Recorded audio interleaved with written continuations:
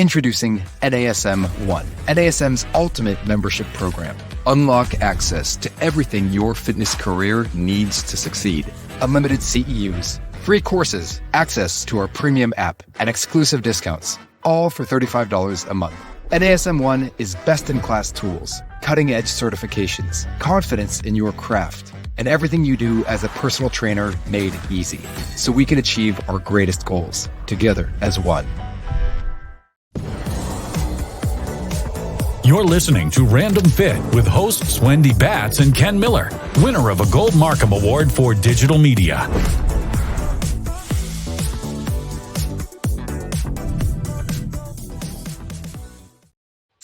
Hello, everyone. Welcome to Random Fit with myself, Wendy Batts, and friend Ken Miller. How are you, Ken? I'm doing awesome, Wendy. How are you? You look cold. Are you all right? You doing all right? Well, it's that time. It's that time. You gotta don the hoodie, but yeah, things are good.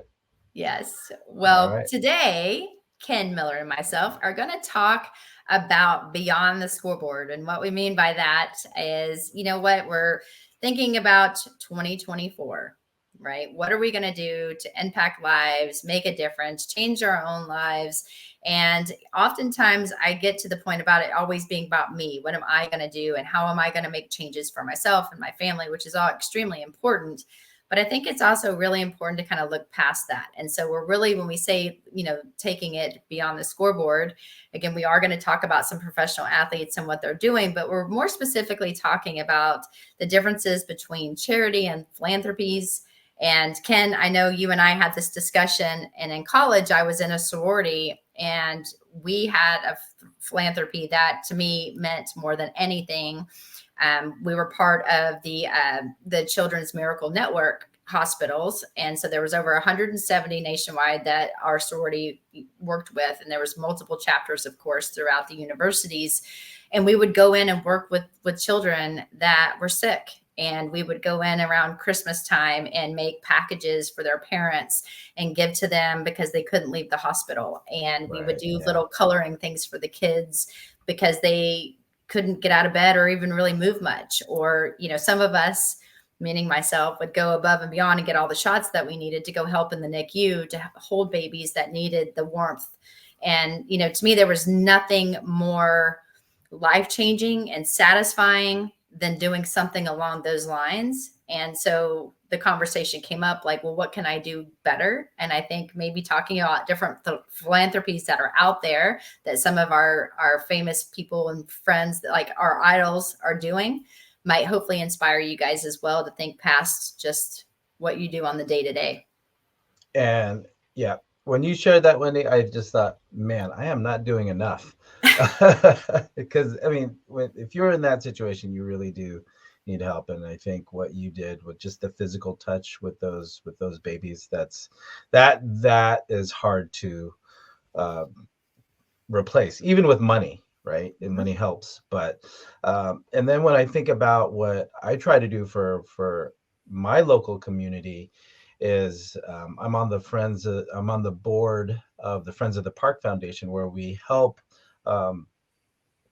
Alameda Parks and Recs with raising funds to help upgrade, repair, replace parks and the things that they need, not just the physical parks, but also with programs, summer programs, after school programs, Halloween things, Halloween programs, events, things like that. So I'm on that end trying to raise money and trying to help subsidize the park system, because I have a 10 and a 12-year-old, and we definitely use the park system and the programs.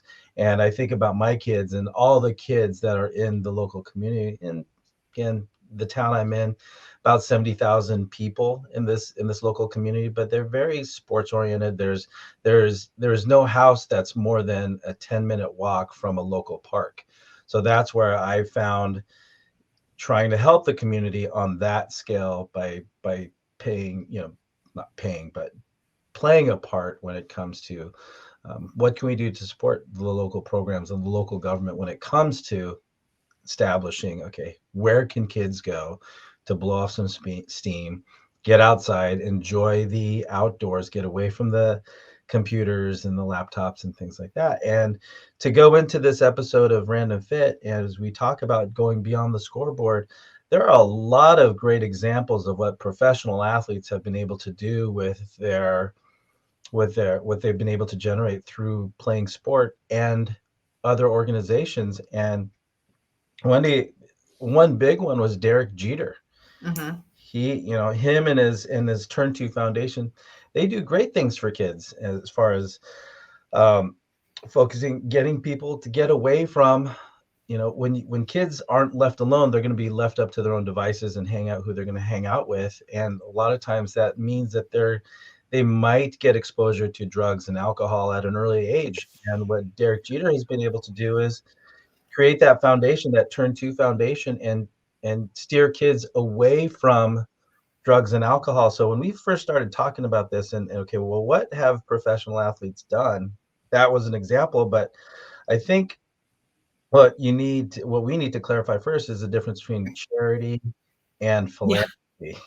Well, and I think that those two kind of sometimes get like the definitions sometimes get blended, and they're actually two separate things. And so I do think it's important to define them. So when you're talking about charities, you're talking about something you're doing now. So it's more of an immediate type of something that you're doing, whether it's volunteering, you're giving something away to something that's immediate, and it's usually by emotion. And so when you're looking at what charity means, when philanthropy, we're talking about something that's more long-term.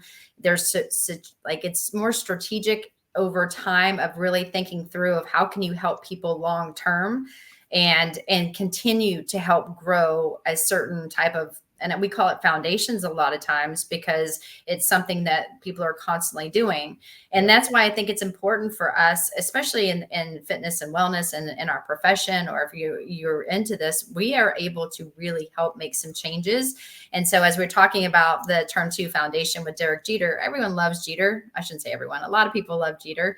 And, he seemed to be a pretty good guy in baseball. And so he's got a big following. And if you look him up, or you look up his foundation, you can see sometimes what they're doing. And it may not just be like for you, Alameda, because it's where you live, but it could be something that you can do in your community that would also help support someone that you maybe look up to, or your kids look up to, or so there are a lot of really cool things.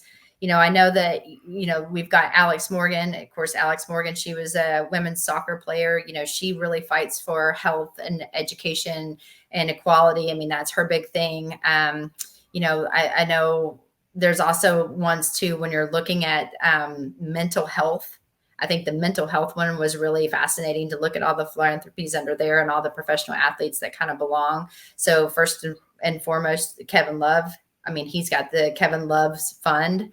And I mean, it's always easy when you've got the last name Love to make something sound pretty cool in a foundation or a philanthropy that you're doing. But he focuses really on mental health issues. And then what they can do is promote mental well-being, helping people with the resources that they need. So I found that one, especially with the numbers that we saw after the pandemic and mental health go up on the rise. I think something like that type of philanthropy, if Kevin Love is your guy. And that was he was a pretty interesting story when he was playing for Cleveland. So do you remember when, I mean, he caught some flack for encountering stress and having just a mental breakdown really during the season, and people were calling him weak. But he made it through. But he did bring to light through his own experience and the stresses you do encounter as a professional athlete. And Simone Biles. I mean, look at her. Yeah. I mean, at the Olympics, and people are like, you just have to do your major flips that could kill you. I don't understand why you're having a mental breakdown at that moment because of just the stress and the fear. I mean, yeah. And so Michael Phelps is a huge one. He's got a great foundation as well. He's one that falls under mental health, and their offer, like his big thing, he emphasizes the importance of seeking help and fostering a supportive community. But his big thing is, same thing. He followed those same issues, just like Kevin Love, where there were times that he just couldn't get it together before he went on a swim. And this is Michael Phelps. He's like Yeah. a human fish. And, one more medals than anybody else, right? Yeah. For what he does. And I think, and you brought up a great example. I mean, Simone Biles came up in our research, but when you bring up, Kevin Love and Michael Phelps, again, somebody who, his mom brought him to the pool because, being diagnosed with ADHD, it was just, okay, how do I get this kid to burn off all that energy? Well, he burnt it off all in the pool. But again, as you see them going through their career, he had his ups and his downs, just like a lot of other people at that level. Again, the amount of stress and what that does to someone's psyche, and what are you going to do? Just leave it up to, okay, mental toughness, grit. They don't have it. They choked. But the fact that they bring to light that, mental health and mental issues do need attention, because it is something not just people in high stress or mental disorders have. It's an everyday thing for a lot of people, but it goes silent because nobody wants other people to think that they're crazy. So they do a great job of creating these foundations that help bring those things to light. So when it comes to mental health advocacy, those are just two examples. Again, there are multiple examples of what we're bringing up today here on Random Fit when we talk about Beyond the Scoreboard. But overall, between these three big names that we just brought up, they do a great job of bringing awareness for it. Yeah, and I know you kind of said it, but we're talking about Beyond the Scoreboard here on Random Fit with Wendy Batts and Ken Miller. And, we talked about where our passion is and our philanthropies that we're a part of or have been a part of, and where we want to continue to grow ourselves and our community. And Ken, of course, what you've done with the parks. We've talked about athlete-led, or especially youth athletes, and some philanthropies, that you can do, and maybe look into some of these athletes to look into their foundation. Of course, then we just talked about mental health. I think next it's important to talk about environmental conservation initiatives that are out there. There's two people that come to mind, one being a female hockey pit player. Her name's Haley Wickenheiser, and she has her own one. It's called the Wick Fest. And, she promotes women's hockey, of course, that's her thing, but she's also a part of the environmental responsibility and community and engagement of that, and how, in that community and in the environment of hockey, how she can bring people together. And so I found, we talked on another episode about, some of these women hockey players that have earned, medals and done some amazing things. I think her foundation and looking at it from an environmental standpoint was a little bit different. So, that might be one to look at. And then do you want to talk about our NASCAR guy? Now, you mean Leilani Munter? Munter. Again, we've been removed from our last trip to Germany a little bit. But basically, with environment being the theme on these two names here, we're talking about promotion of renewable energy, electric vehicles, and environmental sustainability within the racing community. Because Wendy, didn't they just have an electric F1 recently? Oh, I don't know. I can barely keep up with what I've got to keep up with NASCAR. And in case you guys know, Kevin Harvick is now done and retired. So I don't know what we're going to do, if we're going to have to continue moving on to another racer or not. So yeah, so now they have electric F1 races now, and if you listen to that, it's just not the same. I'm listening to it on TV, and I'm like, where's the roar? Where's the the deep guttural sound? Start your engine.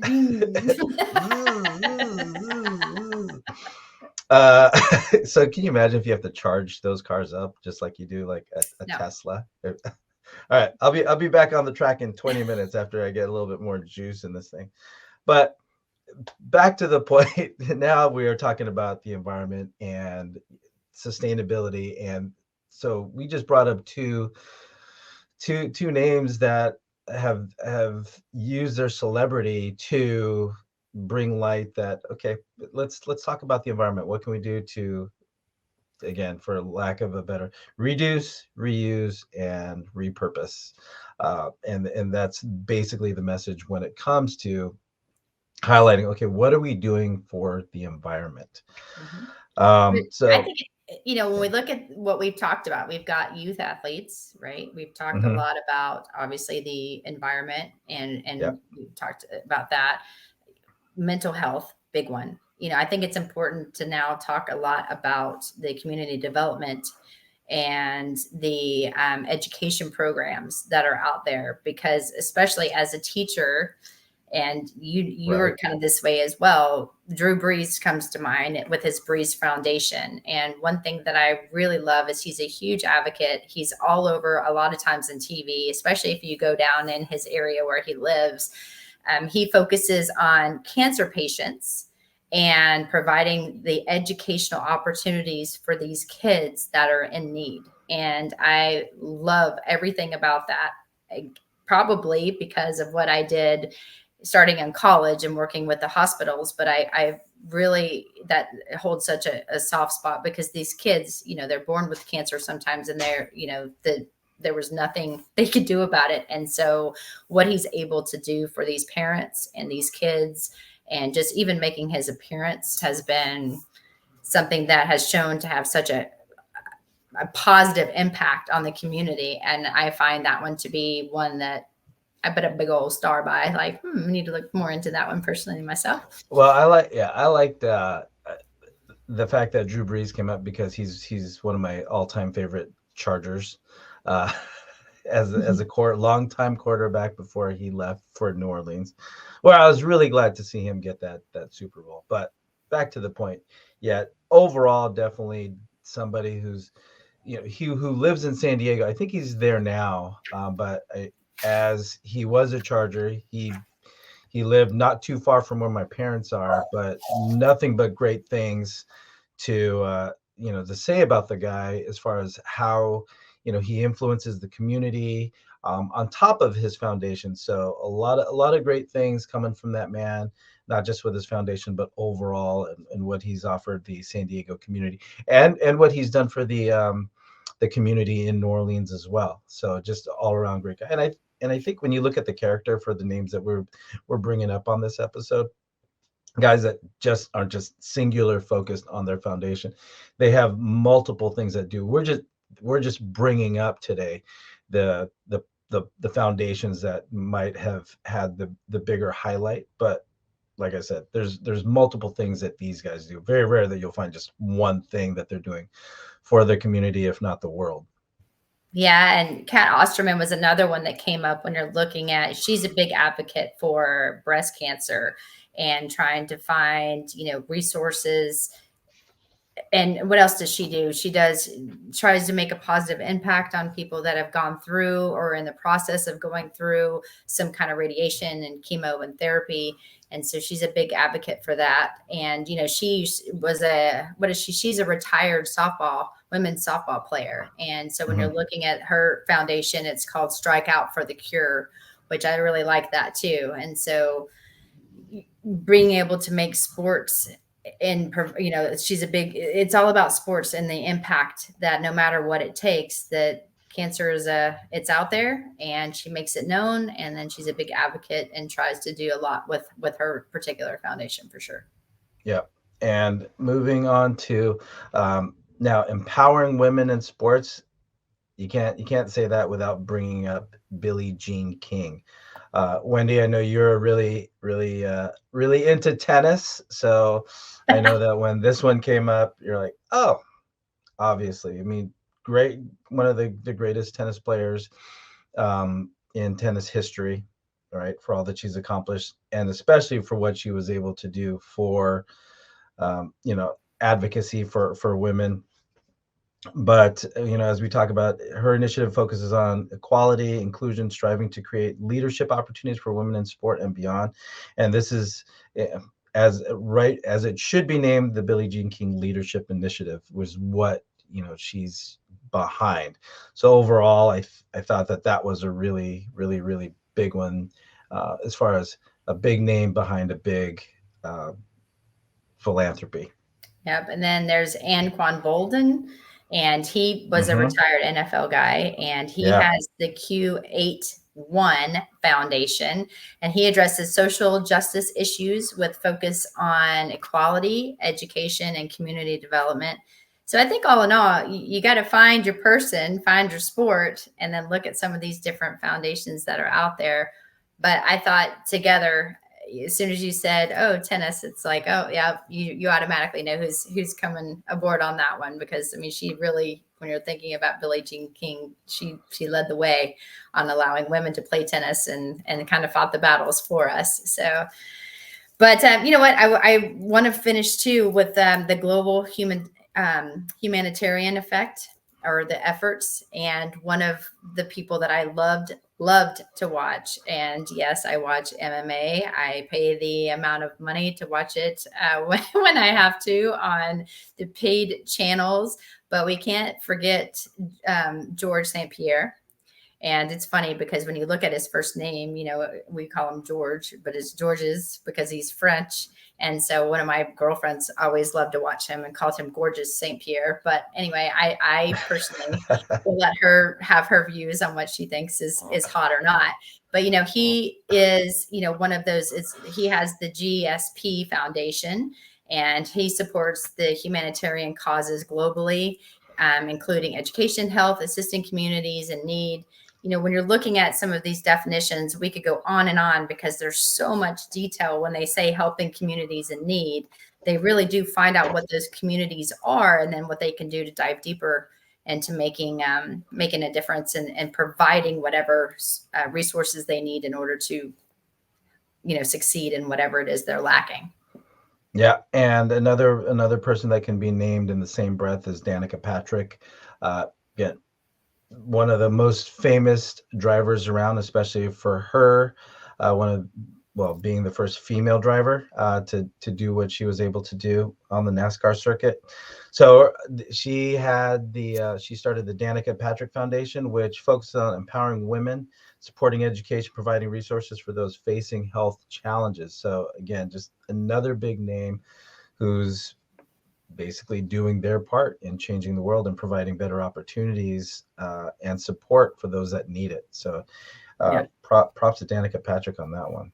Well, and I am, because you know me, I will not say it, but we've got Grant and Tamara Hill. And so when you think about Tamia Hill, when you're thinking about Grant and the Hill family, of course, they have a really big one too, like their foundation. They've been very, very active in a lot of different things. But if you're looking at local communities, especially if you're in the Orlando area, they do a lot of things supporting children's education charities. They look at food insecurities and try to find solution to provide food in any of the communities that need help. They are part of the arts. They do organizations such as the Habitat for Humanity that, yes, they build houses when they need to, the Make-A-Wish Foundation, Special Olympics, Second Harvest Food Bank in Central Florida. And I know, Ken, we could go on and on and on about so many great athletes. These were just a few of the ones that we looked at. And I thought what I found fascinating when we put philanthropy in the, you know, the search bar, and we started researching some of these different athletes, was that they were actually listed under different things. Like I would have never thought, like athlete-led youth, whatever, like look here, or, you know, so find out kind of the areas that you really want to impact, or something that you hold near and dear to your heart. Look underneath to find maybe community things that you be a part of. Look for athletes, and then maybe what they're working on, and seeing if maybe that's something that you want to be a part of and something that you can do in your area. Because some people think that if somebody's lives way out here, such as Derek Jeter, and you're on the other side of the country, that you can't do things for their foundation. And that is definitely not the case. Yeah. I mean, like you said, Wendy, we have multiple pages of notes of people that we can bring up. But I think one of the biggest parts of this episode, Wendy, and we opened up talking about what we've done, and you did it as a college student, and I did this, about 12, I've been a part of the Friends of the Park Foundation for the last 12, 13 years. And so hopefully we've been able to demonstrate for our listeners and viewers out there that you don't have to make $1 million+ a year on a contract. Or, you could be, if you had my financial situation as a college student, Our our then you have to be able to look at what you can give. And Wendy, for you, it was your time. It was a part of the organization that you're with that got you involved with working with those kids, or being with those kids, not so much working. And now, as busy as I am, I'm still doing what I can for my local community. So as you said, Wendy, go online, see what's available, find a cause that resonates with you, because if it kind of touches you a little bit in the heart, then maybe that's a little bit of a calling that you should explore. So hopefully, if we look at what can you do to make this world a better place? Again, it's getting a little touchy-feely to say it that way, but there's people that need help, people that may not be in as good or as privileged, I'd say privileged, but as good a situation you may be in. But if you can provide opportunity for people to get closer to where they can be and realize their full self, then why not? That's what I say. And it's not about the financial means. I think that's really the key point I wanted to make, that it's time. It's time. It's your heart. It's basically you're going out and trying to help a foundation or be a part of a cause that you really believe in. And if you do that, then it's not work. It shouldn't be painful. It should be something that you enjoy doing. But then the payoff for you is how it makes you feel later, knowing that you're a part of something that is just bigger than you.